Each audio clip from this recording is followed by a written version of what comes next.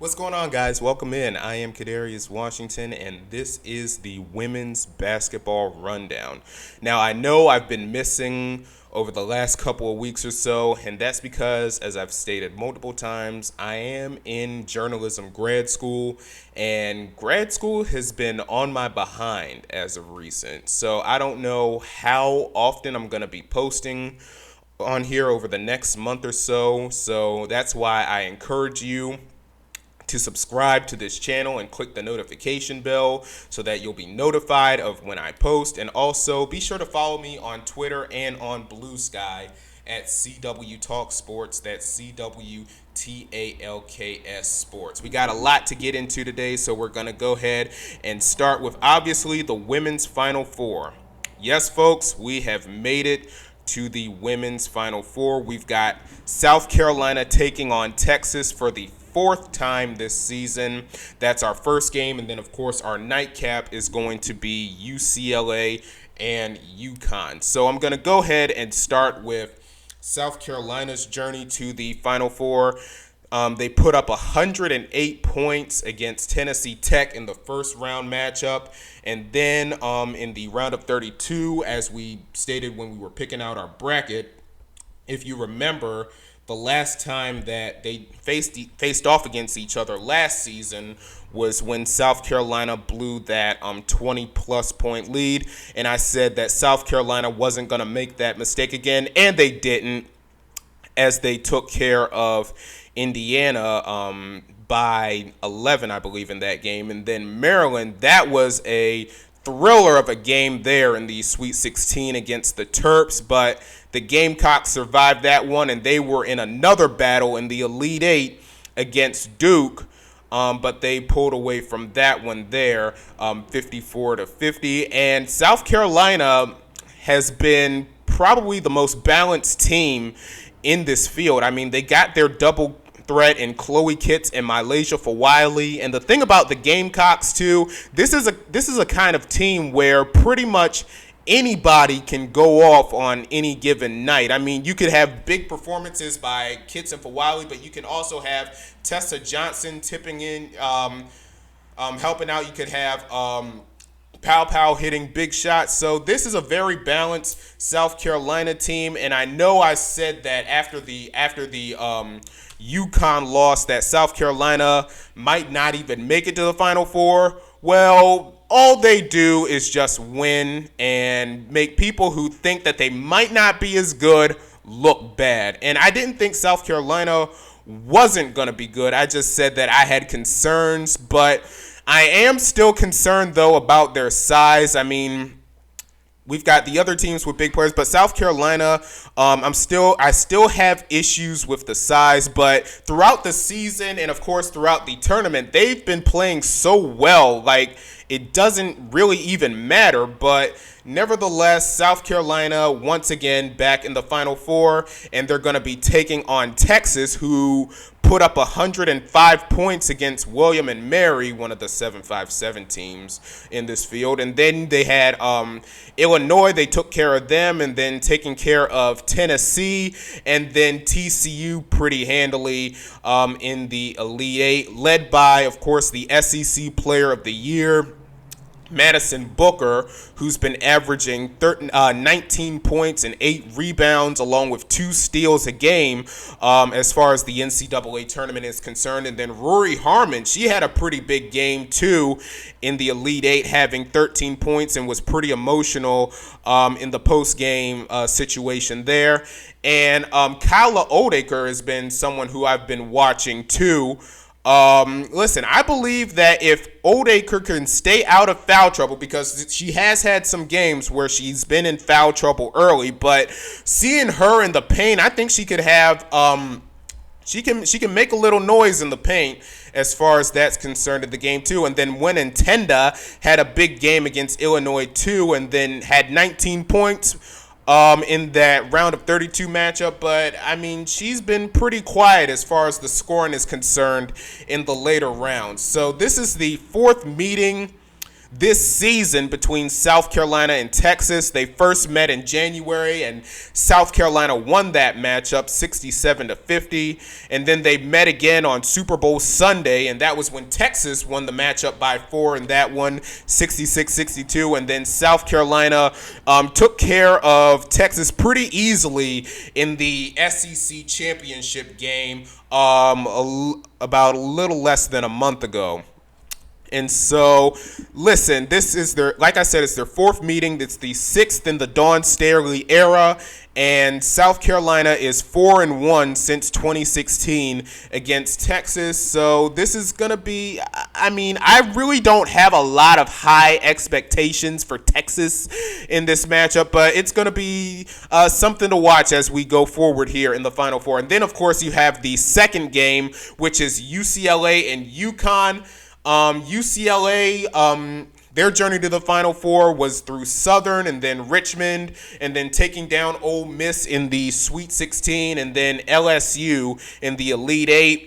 And, of course, they're led by the Naismith Defensive Player of the Year, Lauren Betts, who's been averaging 23 points, 9 rebounds, and 4 blocks throughout the tournament. Now, listen, I truly, over the course of the season, underestimated UCLA.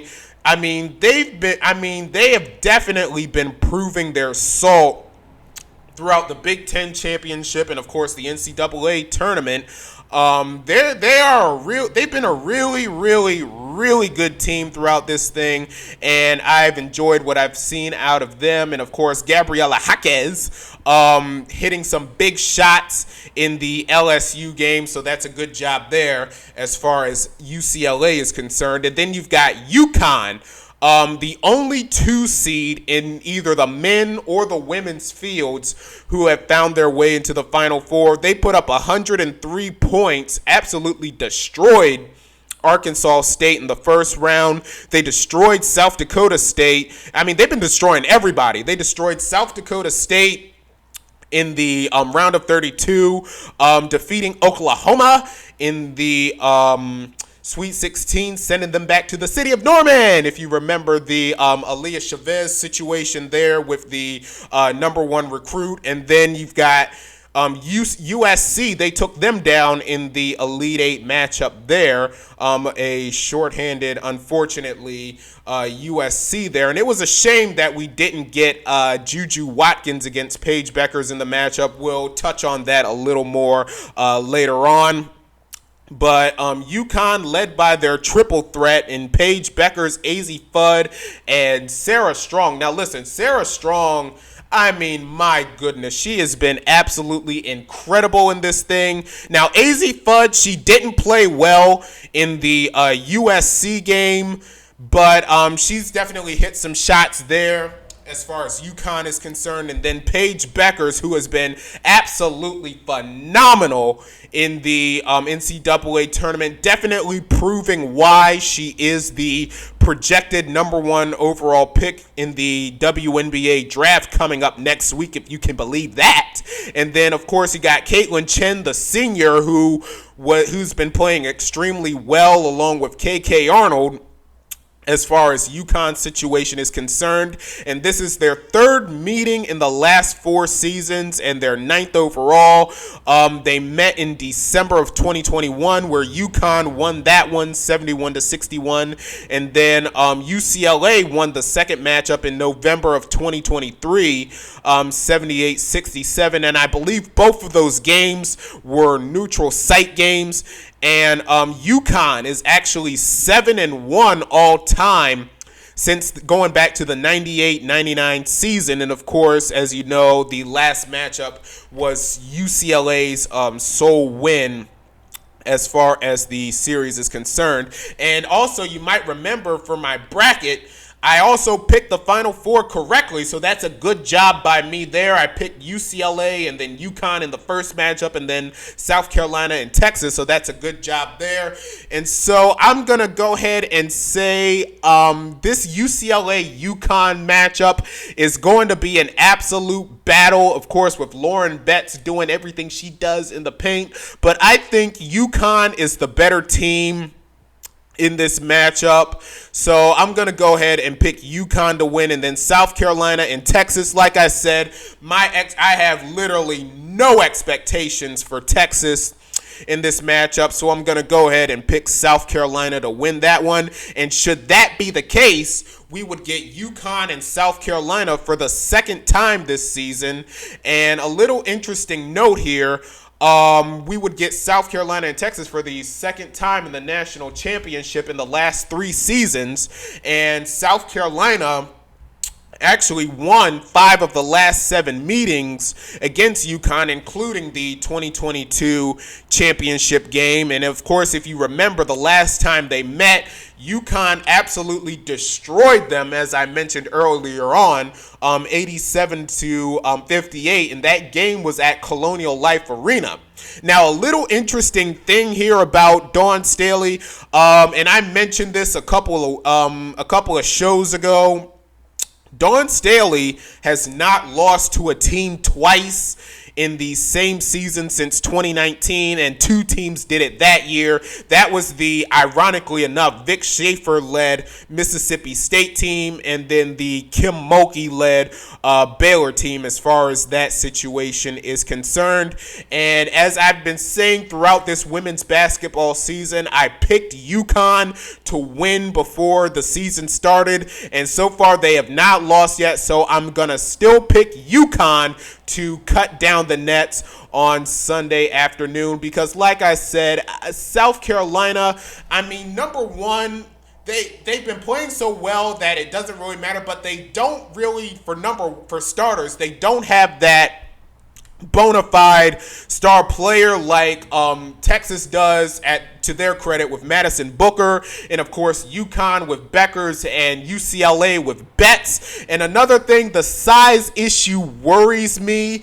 The size issue worries me, of course, with Ashlyn Watkins done with her injury, and of course Camila Cardoso and Aaliyah Boston not walking through those locker room doors anytime soon. So that's why I'm picking UConn to win. Now watch South Carolina win on Sunday and make me look stupid as far as this pick is concerned, but nevertheless, I've got UConn winning this thing as far as the NCAA championship is concerned. Now, a lot of people, probably nobody, may be concerned about, how did my bracket do as far as the NCAA tournament is concerned? Well, as I said earlier, we picked the Final Four correctly, so that's a good job there. Of course, I picked a few upsets that really didn't happen. Vanderbilt, of course, fouled me out of that upset there. That was a disaster that I didn't get the game there. Of course, the Norfolk State and Iowa Sweet 16 runs never happened, as Norfolk State was knocked out by Maryland in the round of 64, and then Iowa in the second round, I believe. In the second round against Oklahoma. And then Harvard lost, and I picked that upset, even though that didn't really happen. And then Florida Gulf Coast, who I wanted to be a little different with the bracket. I picked them to have the upset over Oklahoma, but Florida Gulf Coast was a no-show in that one. And then Kentucky, I believe I picked them to win over Kansas State in their matchup. And, of course, Georgia A-Moore smoking the layup there. But other than that, Region 1 and 3 were perfect for me, so hopefully that does account for something, I believe. But yeah, that is how my bracket went as far as the NCAA tournament is concerned, and hopefully we end things on a good note tonight and on Sunday afternoon. All right, so now I want to get into what may be one of, if not the biggest story in women's basketball right now. What the heck is going on with Notre Dame? I mean, this is a Notre Dame team at one point was the number 1 ranked team in the country by the AP poll. And ever since that ranking, they closed the season losing 3 of their last 5 games, heading into the NCAA tournament, including losing back-to-back games to NC State and Florida State, and then losing to Duke in the ACC semifinal matchup, and then, of course, closing the season losing to TCU in the Sweet 16, which now makes Niele Ivey 0-4 in the Sweet 16, and they've made it to that round of the NCAA tournament in 4 straight years and have failed to advance past the level. And then on Monday night, we get hit with the bombshell news with Olivia Miles, who was projected to go number 2 overall in the WNBA draft. Not only is Miles skipping the draft, but she also announced that she was entering the transfer portal, which pretty much caught the entire,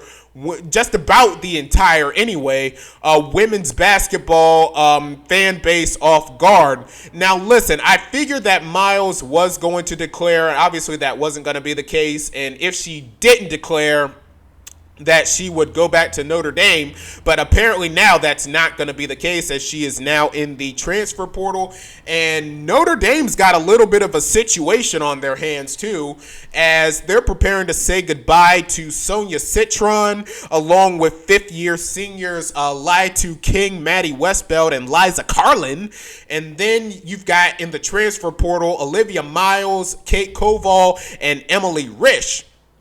And so now the only players on Notre Dame's roster heading into next season are Hannah Hidalgo, Cassandra Prosper, and KK Bransford, and Leah Macy, who I believe recently suffered a significant injury. So Notre Dame, they're going to have to make a big splash here as far as the transfer portal is concerned, or else they're not going to be all that competitive of a team in the ACC heading into next season. So they've got a little issue on their hands, and hopefully we'll see them get that resolved, because Hannah Hidalgo is one of my favorite players to watch as far as the women's college basketball is concerned.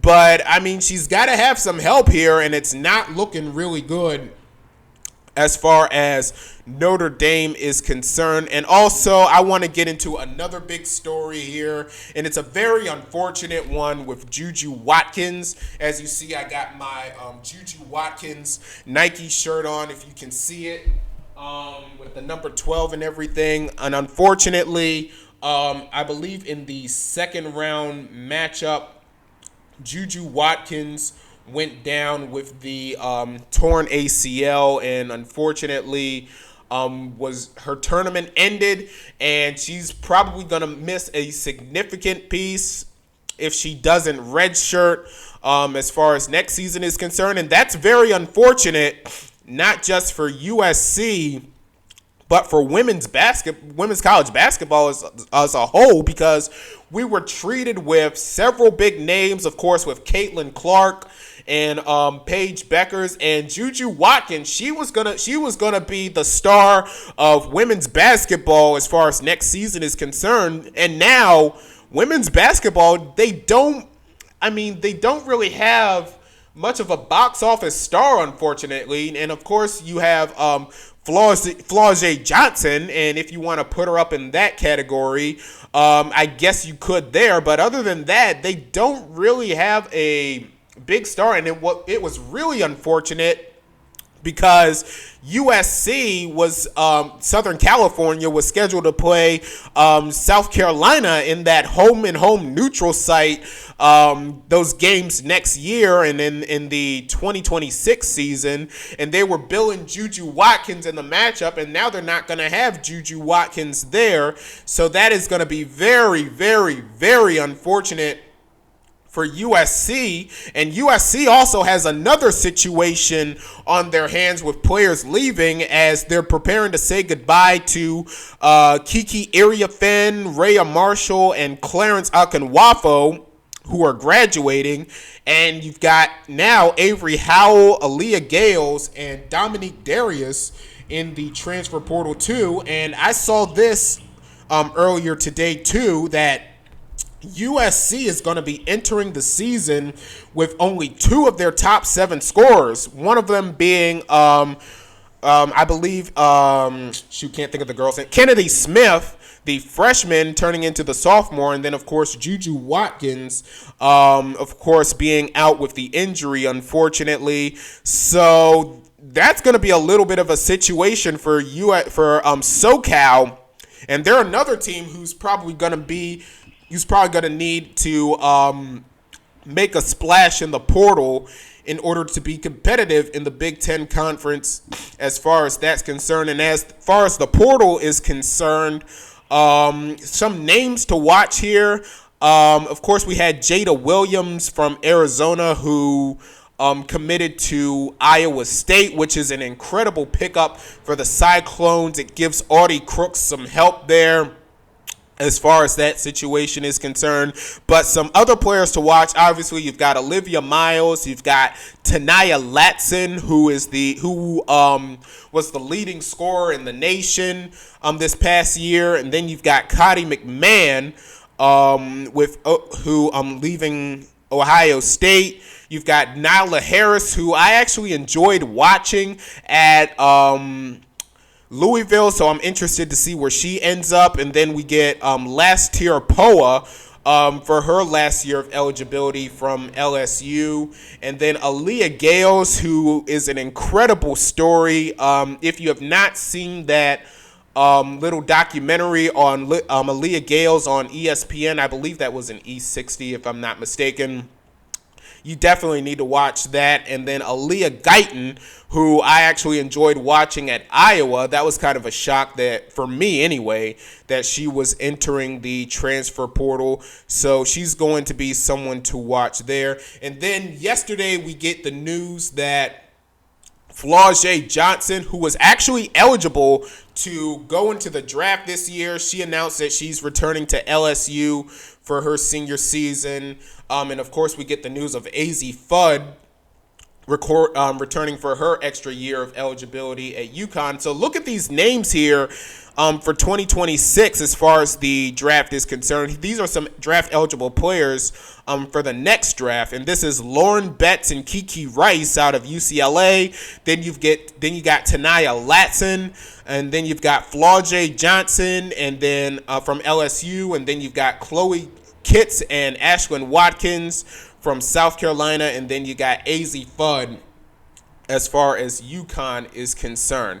But another note about the NCAA tournament, both the men's and the women's tournaments, there were not really any big upsets as far as the tournament is concerned. The only legitimate, because I'm not going to count an 8-9 game as an upset, the only real upsets that we got were the Vanderbilt and the Oregon game, where Oregon took down Vanderbilt, and then we had another 10-7 as far as the field is concerned, and that was South Dakota State over UConn. So there was really no big upset as far as the tournament is concerned, no real bracket breaker. And that was kind of a good thing too for the women's basketball and the men's basketball too, because it set up some really good games in the later rounds. Because the thing with upsets, I mean, yeah, you enjoy an underdog story, you enjoy the chaos of a 14 beating a 3 or a 13 beating a 4, but let's say for the sake of argument, Florida Gulf Coast beat Oklahoma. And let's just say Florida Gulf Coast beat Iowa in the round of 32. They would get UConn in the Sweet 16, and UConn would hammer them. So I guess to an extent, even though we didn't get a lot of chaos per se in the tournament, it was still a really, really great tournament. We saw some really good games, really great stories. TCU, as I've mentioned throughout, being an incredible story throughout the NCAA tournament, and Haley Van Lith, who has been incredible, and I am very excited to see what Haley Van Lith does in the next level as far as the WNBA and professional basketball is concerned. All right, folks. Well, we can't have a women's basketball rundown without a top 5 list, and I got one for you right here. Let's go. All right, today's top 5 list. Top 5 best performances in the NCAA tournament. These were some of the best performances that I've seen as far as the play is concerned. So at number 5, I've got Kiki Iriafen in their round of 32 matchup against Mississippi State. After JuJu Watkins went down, she came up really big in the game. 36 points and 9 rebounds, shooting 72% from the field. That was an incredible job there, getting the win as far as that's concerned. And then number 4, I've got Sarah Ashley Barker from Alabama in their round of 32 matchup against Maryland.